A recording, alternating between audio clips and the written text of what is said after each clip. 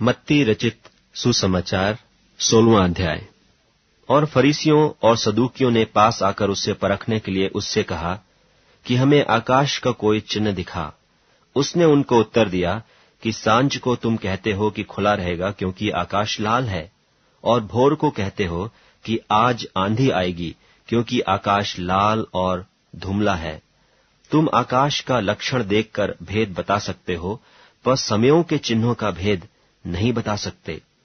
इस युग के बुरे और व्यभिचारी लोग चिन्ह ढूंढते हैं, पर यूनुस के चिन्ह को छोड़ कोई और चिन्ह उन्हें न दिया जाएगा। और वह उन्हें छोड़कर चला गया। और चेले पार जाते समय रोटी लेना भूल गए थे। यीशु ने उनसे कहा, देखो, फरीसियों और सदूकियों के खमीर से चौकस रहना। वे आपस में विचार करने लगे कि हम तो रोटी नहीं लाए। यह जानकर यीशु ने उनसे कहा, हे अल्पविश्वासियों, तुम आपस में क्यों विचार करते हो कि हमारे पास रोटी नहीं? क्या तुम अब तक नहीं समझे और उन 5,000 की 5 रोटी स्मरण नहीं करते? और न यह कि कितनी टोकरियां उठाई थीं? और न उन 4,000 की 7 रोटी? और न यह कि कितने टोकरे उठाए थे? तुम क्यों नहीं समझते कि मैंने तुमसे रोटियों के विषय में नहीं कहा? फरीसियों और सदूकियों के खमीर से चौकस रहना।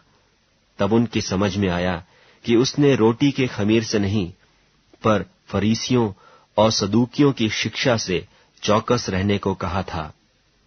यीशु कैसरिया फिलिप्पी के देश में आकर अपने चेलों से पूछने लगा कि लोग मनुष्य के पुत्र को क्या कहते हैं?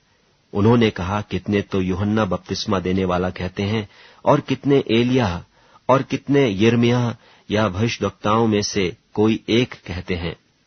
उसने उनसे कहा, परंतु तुम मुझे क्या कहते हो?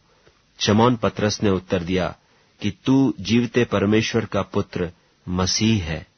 यीशु ने उसको उत्तर दिया कि हे शमौन, योना के पुत्र, तू धन्य है, क्योंकि मांस और लोहू ने नहीं, परंतु मेरे पिता ने जो स्वर्ग में है यह बात तुझ पर प्रकट की है। और मैं भी तुझसे कहता हूं कि तू पतरस है, और मैं इस पत्थर पर अपनी कलीसिया बनाऊंगा, और अधोलोक के फाटक उस पर प्रबल न होंगे।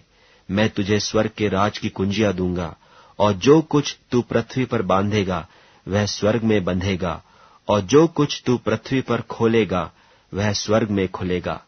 तब उसने चेलों को चिताया कि किसी से न कहना कि मैं मसीह हूं। उस समय से यीशु अपने चेलों को बताने लगा कि मुझे अवश्य है कि यरूशलेम को जाऊं और पुरनियों और महायाजकों और शास्त्रियों के हाथ से बहुत दुख उठाऊं और मार डाला जाऊं और तीसरे दिन जी उठूं। इस पर पतरस उसे अलग ले जाकर झिड़कने लगा कि हे प्रभु, परमेश्वर न करे, तुझ पर ऐसा कभी न होगा। उसने फिरकर पतरस से कहा, हे शैतान, मेरे सामने से दूर हो, तू मेरे लिए ठोकर का कारण है, क्योंकि तू परमेश्वर की बातें नहीं पर मनुष्यों की बातों पर मन लगाता है। तब यीशु ने अपने चेलों से कहा, यदि कोई मेरे पीछे आना चाहे तो अपने आप का इनकार करे और अपना क्रूस उठाए और मेरे पीछे हो ले। क्योंकि जो कोई अपना प्राण बचाना चाहे वह उसे खोएगा, और जो कोई मेरे लिए अपना प्राण खोएगा वह उसे पाएगा। यदि मनुष्य सारे जगत को प्राप्त करे और अपने प्राण की हानि उठाए तो उसे क्या लाभ होगा? या मनुष्य अपने प्राण के बदले में क्या देगा? मनुष्य का पुत्र अपने स्वर्गदूतों के साथ अपने पिता की महिमा में आएगा, और उस समय वह हर एक को उसके कामों के अनुसार प्रतिफल देगा।